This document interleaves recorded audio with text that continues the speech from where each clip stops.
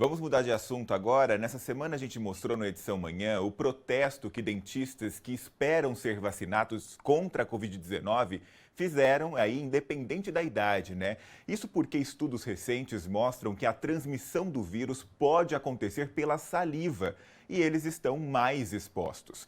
Mas também existe o outro lado dessa história, a dos pacientes. E com o período de isolamento, muitos estão deixando os cuidados com a saúde bucal de lado. Sobre isso eu converso com a cirurgiã dentista Loriene Galassini. Muito obrigado por ter aceito o nosso convite, doutora. Eu que agradeço, obrigado o convite. Bom dia a todos. Viu, antes da gente falar sobre os cuidados, você concorda com essa vacinação antecipada dos dentistas? Sim, porque nós, como profissionais da saúde, e a área que mexemos, a boca, ela é o contato da porta de entrada do vírus, as vias respiratórias e a boca. Então, nós temos sim que ser vacinado antecipadamente para poder nos proteger e proteger os nossos pacientes. Sim, Que agora, na hora do atendimento eles têm que tirar a máscara. E então é a via de entrada do vírus. Concordo, sim. É doutora, necessário.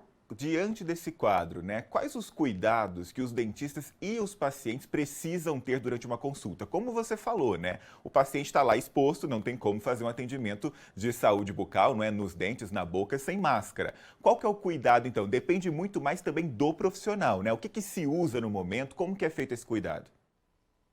Então, os nossos consultórios sempre foram super rígidos com asepsia, esterilização e limpeza.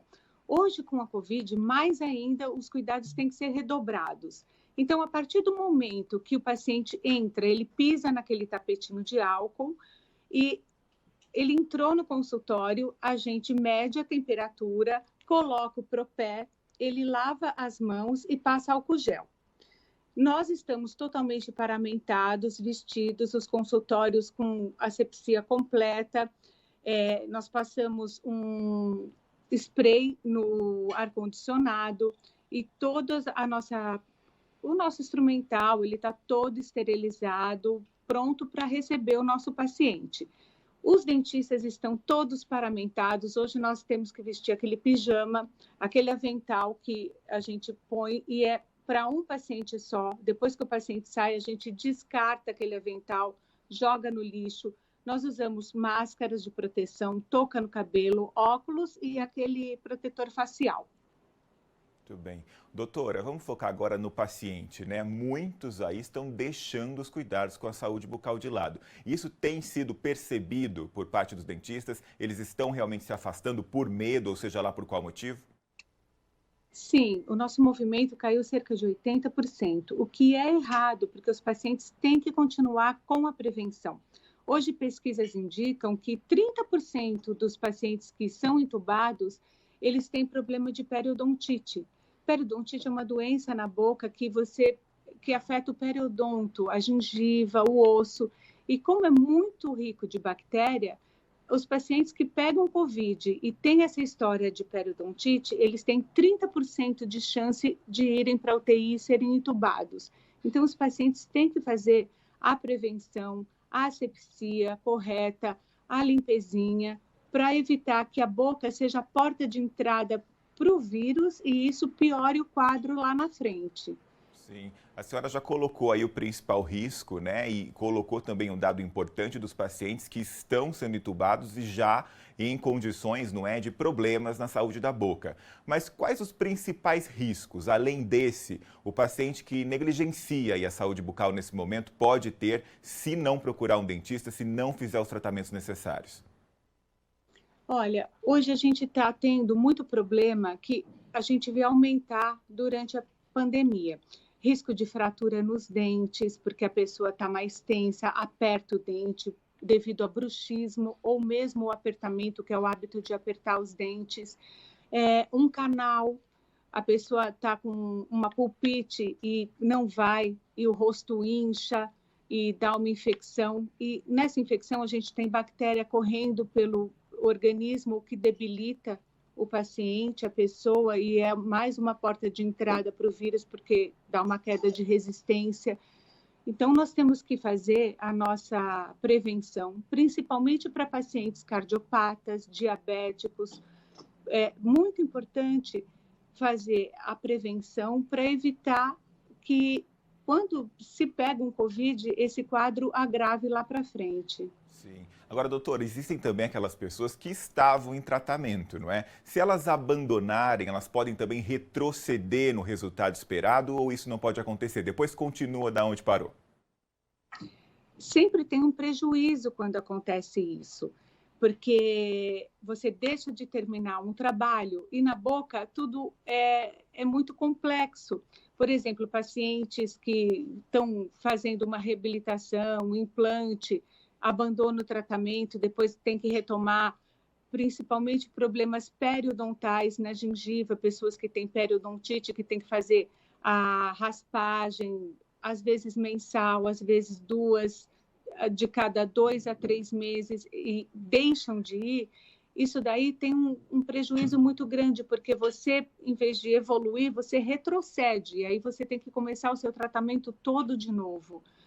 Um tratamento de canal que não foi feita a obturação de um canal, pode contaminar esse canal, dar um abscesso. Então, tem muito prejuízo para as pessoas que estavam em tratamento e abandonaram.